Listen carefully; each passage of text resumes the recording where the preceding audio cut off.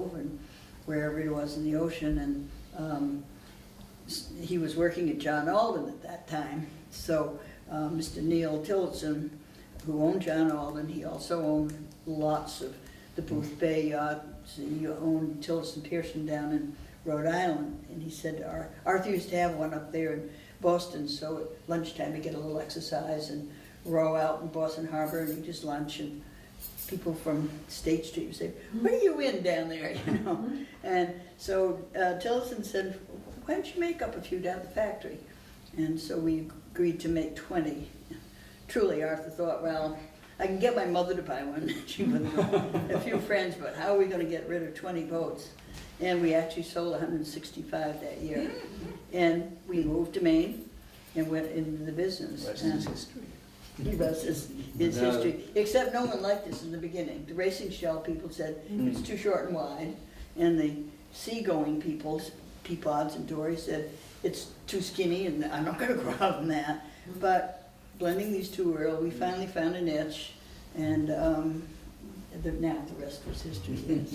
And Dougie and Lorna and her husband, etc., have developed even further. They have indeed. Much further. And Doug did a lot of help with Arthur, and he's become really, in his own right, quite famous for his oar design. Yeah. And it's been documented at MIT. And Mystic took our first two boats, well, took the very first boat we built to have in their archives, and my boat went as the plug for the mold for manufacturing. And then Doug designed, after Arthur died, the Alden Star, which is longer and narrower and more what people are looking for today. Got a self-bailer in it, so you can still handle wakes and a little bit of chop and stuff. And then he designed a boat called the Echo, and that's where Lorna and Ted came into the picture, and they manufactured that. So we're certainly a rowing family, and it's been a wonderful road, and I'm grateful to be part of it. And Listen, I know we're close on time, but I've got a 10-second story that I think is kind of funny about C.F. Adams. You know, my father took me in to meet him in a bank in Boston when I was a little kid, and I never really knew him, but except that I knew he sailed, and he blundered, what was the word? He blustered at people, you know. He was pretty wild guy. I went over to teach sailing at the Glades house, and they didn't have any floats over there, and everybody tied their skiffs up to a post and pulled them up the beach. So I rowed over, and just as I was tying my little rowboat to a stake, C.F. Adams is coming with this boat up the beach. He's dragging it up the beach, and so he's about 80 then, I guess, and I went over and grabbed the other side, and he dropped his side, and he looked at me and he said, "Young man, when I want help, I'll ask for it." Yes, sir. When he used to sail out here, he wore an inverted Yes, that white hat. white hat. He was famous for it. I ended up working for Raytheon, and the chairman was Charles Adams, Yeah, Charles Jr. Francis Adams' son. And I used to describe how we all admired the old man and he'd sail across the Marblehead and then sail back. And Charlie Adams said, "The longest days of my life." He was Secretary of the Navy under Hoover. The old man was, yeah.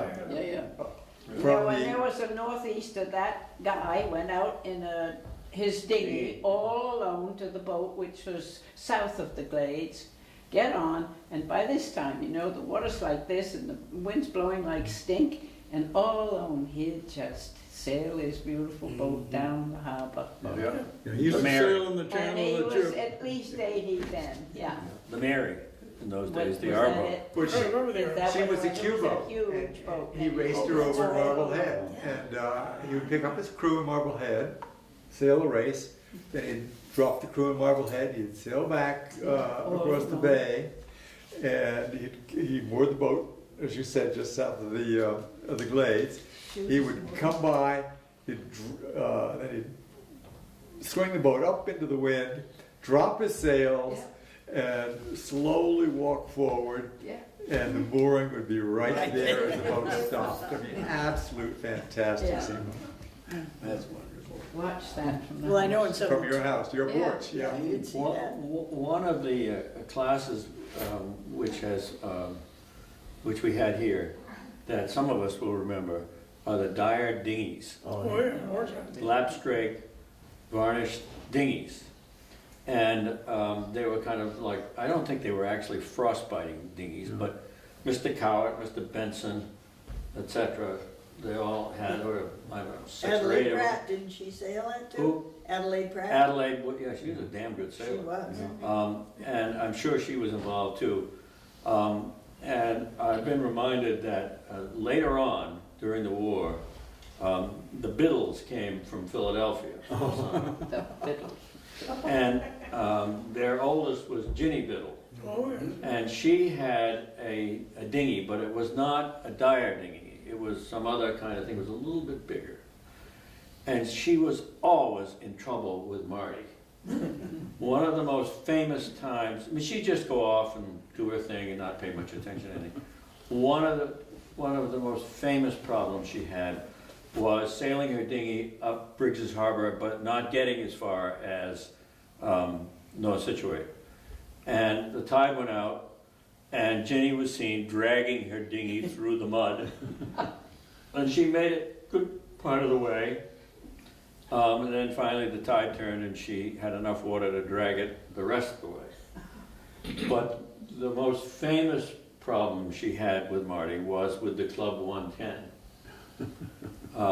And she decided to go for a sail one day and didn't pay much attention. Went over Chittenden and put the keel right through the bottom, sank the boat. Really? And Martin didn't say much. But he let her know. What? And they were very colorful dinghies. The Dyer dinghies, they had different colored sails and one thing or another, but they kind of petered out after the war. No, you keep talking about that creek over by Minus. Yeah. This is a later story, but I've got to tell it. I don't have to confess it, but I tried to sail Charlie Higginson's 5.5 meter up that creek at about 9 o'clock one night at high tide. Excellent idea. It Yeah. drew 5 feet of water and it ran aground at just about high tide, way over by the beach over there. Oh, And I floated it off about 11 hours later, Yeah. about 8 o'clock in the morning. And what I was afraid of was being a very narrow boat. It was laying at one hell of an angle. And I kept watching the tide come up and the tide come up. Was it going to lift first or was the tide going to go over the combing into the boat? It didn't have a self-bailing tide, but it floated. Those were great days. This boat was a 5.5, but we converted to a cruising boat. Originally, she was built by John J. McNamara, who sailed the 110 here and became really quite a great sailor in the 210. He's a very controversial person, a close friend of mine,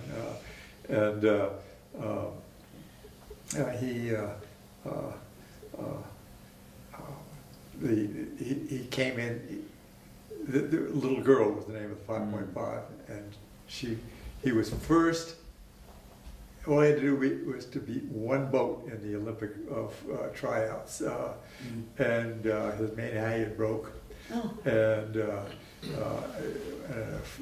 photo finish he missed beating that one boat, by which time he was broke, and therefore he had to sell the boat to me and we converted her, and he made the cabin plan in his apartment in Boston. What did he make it in the bathtub? Yeah, and Was it all? it was, then we got some help on the design, about putting a head in the boat and things like that, and we bounced it off of it wasn't John Holden, but some great yachtsman. We got a letter back from him saying, "There's a difference between a boat and a box." Charlie, correct me if I'm wrong, but I crewed for Donnie some. Yeah. And one day he set up, he said, it was late in the day, it was in the evening, and he said, "Can you come out for a couple hours?" And I said, "Yeah, sure." And we went out, and he put a handkerchief over his eyes, and he said, "Just pay a little attention because I'm going to sail it." And he practiced sailing blind to get the feel of the boat. Is that a an adequate memory? Is that my right? I can believe that. He never, I crewed for him sometimes too, and it was a very simple tactic. He could make a boat go very, very fast. But as long as somebody else was around him, he was so competitive. He'd start going like this with his helm. And so I remember advising him, I just see where are the other boats? We'll go the other direction because we can go faster than anybody else, but not if anybody's near us. He was fiercely competitive, that's for sure. We were very close in our 110s out by Davis Ledge, and we were slightly to windward, a little bit behind, and just going along evenly. And Red Elliott banged the hull a couple of times, made some noise, and we went right by.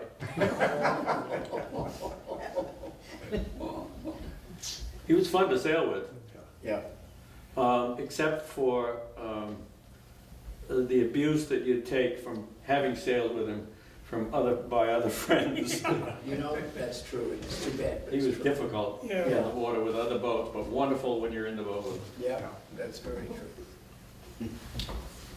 I'd just like to say one more thing about Ray Hunt, because it's so vivid in my memory. With my 110, I got a new spinnaker for Christmas because the old nylon spinnaker that had come with my boat when my family bought it from Charlie Higginson for me was not in great shape, mildewy and one thing and another. And so spring came, and Father had talked with Ray about a new spinnaker, and Ray said, well, I'm trying to help this kid in Marblehead who wants to get started making sails. He's been kicked out of the house by his parents. He's just setting up. And I said, terrific, sounds good. And this funny looking spinnaker arrived, it was crosscut. So I finally got the boat in the water, and Ray called up and said, let's go for a sail tonight. I said, try that spinnaker. I said, terrific. So we got out here about 7 o'clock in the evening in June, long, long day, and set the spinnaker, light southwester, evening southwester, went out the channel, and the spinnaker was fantastic. It really was good, and for the next hour, I mostly watched, but I listened pretty damn closely.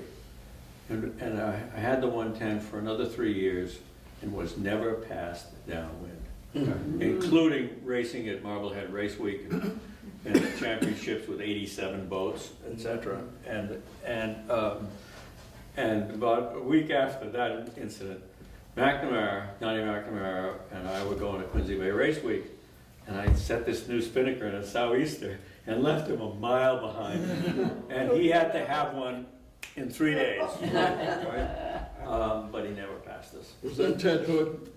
Yes. He and Ray were very influential with each other. I went with Ray to Ted Hood sail off a couple of times, and the way just listening to them talk was so intriguing because they were both so creative. Yeah. I was mentioning at supper that, Ray was our hero, but he was held in such esteem by the yachting community itself. I went to the America's Cup in Auckland some years ago, and Olin Stevens paid a visit, and I'll tell that story, Ross.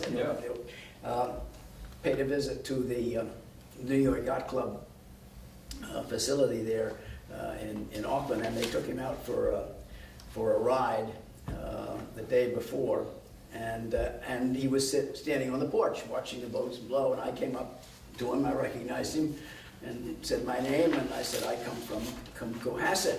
And he turned right around, and he said, did you know Ray Hunt? Yes, he said, genius. And that very, very impressed me. He recognized Cohasset's name instantly, and of course asked about Ray. I also asked him what he had thought of the New York Yacht Club boat that he had sailed on the day before, and he said, well, it's a touch light for my taste, and that day it broke in half. Captain Bill, you got some stories about Ray, particularly offshore. Zara? Right, yes, I did sail with Ray and Brad Noyes from Nassau to Bermuda, and we had no navigation equipment except a taffrail log and a compass. And things called tropic birds, which we found in the afternoon, would head to home. And when you get close to Bermuda, that's where they get. So all you have to do is follow the tropic bird. Now, we didn't know that, but Hunt looked up in the air and he said, I think that bird's gonna go home now. That night, about 2 o'clock in the morning, we looked up and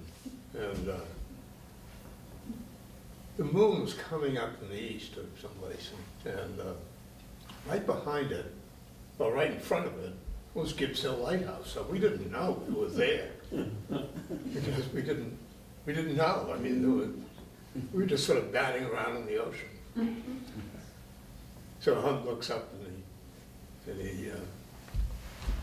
well, Brad Noyes came up actually and looked over and he said, "I've seen the light." And there it was. The moon had come up just a little bit. There's Gibbs Hill, right? So when we went to St. George's, the engine wouldn't run, which is sort of typical of events around that time. So we ended up rowing Zara to 56 around Hamilton Harbor because we happened to arrive on Good Friday, and nobody's really working hard in Bermuda. They're all flying kites on Friday. So we had to move because the steamboat was coming from New York. The cruise ship was coming from New York. So we had 2 dinghies on deck, and we're rowing in the wind against the wind to get Zara out of the way. Later on, we climbed up the mast and looked around, and the tangs that fastened the shrouds to the mast had been stretched so thin on the trip up from Nassau. So we went over to Bert Garros, and he hammered together some new tanks and stuck them up there. And we left, and we didn't really know any more about where we were going than we did when we got there. So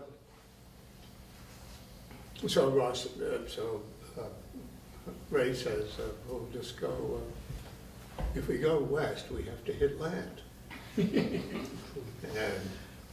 But he was a very interesting fellow because he always seemed to have an uncanny sense of where he was, whether he was racing or just sailing.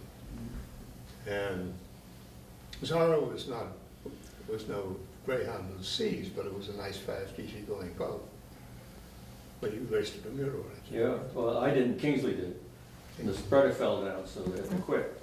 But they were pretty much leading on a time corrected basis when they had to quit. Yeah. But he spun the boat around before the mast fell down and used the good side spreader. And then headed west. Yeah, northwest for America, that's how you get back. That other old original member of the yacht club was Charles Cousins of Cousins and Pratt, who used to make all the Gloucester fishermen sails and went out of style after the war. But I remember he made my Herreshoff sail, and I remember sailing back and forth in front of the floats with Charlie Pratt on the float, figuring out exactly how to recut the sail to make it as good as possible. You know, there's another guy here back in the 30s, way before our time, who had a series of wishbone rig catches, and he was a yacht designer too. Yes. Fritz Fenger. Fritz That's the Fenger, guy. exactly. I couldn't remember his name. And he had a wonderful farm in Norwell called Rumgagger Farm. Rum Gagger. Die blessed. And the I'm not vessel sure. is still afloat in Nova Scotia. Is she really? Wow. She was deeper forward than aft. When he With got bad married, track. he and his wife sailed all the way down to the whole leeward, down in the Caribbean and so forth. Good story. Yeah. Wrote it up. I don't understand, deeper fore than aft. Would it, Her forefoot was deeper than where her rudder was. that's The in, keel went down, but it came up higher than the low point. Usually a keel, I think, is. yeah, it comes from the bow, Yeah. sort of have the stern like No. a carrot. Another innovative guy, he used a bear trap staysail, which looked like a bear trap on top of the house, and when he was gonna tack, he'd switch it across to the other side to get the tack of the staysail to windward. Wasn't Fritz Wenger one of the early members of the CCA? Yes, he was one of the founders. But before he took dive lesson of the West Indies, he sailed through there in a rudderless sailing canoe, which is a great story. That's Yeah, where I it's a very got the good name story. for my boat, from his book about that. He talks about going to this little island in the Caribbean and some lady serving him some cooked fish on a big leaf, and she was a descendant of the Arawak Indians, and she used the word Taluma, which meant pretty girl, and I picked that name for the names of, I had 4 Talumas. That voyage of Fritz was in the 19-teens, Yeah. that first book, Wow. as I recall. So there's Another evening. another great sailor from the Yacht Club. Yeah. Yeah, well, I hope we haven't abused your time, your bedtimes, or any other times. We've had a wonderful time. Yeah, this has been a great experience.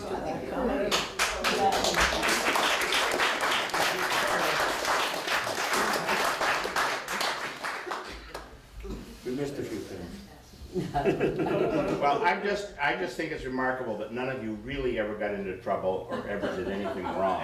That's why we're here. Oh, absolutely. There's only absolute friends. Clean living, Woody.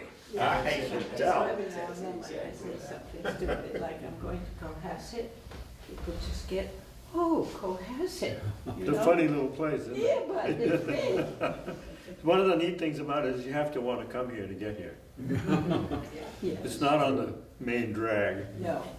That makes it nice. His tours. It is Woody, because this, I hope you'll continue at some other venue perhaps, but continue to do this. There's Yeah, I think more this and is- more and more stories. This is remarkable. I mean, you're just warming up Yeah. now. I mean, sadly, I know you could go another 2 hours. Oh, my baby.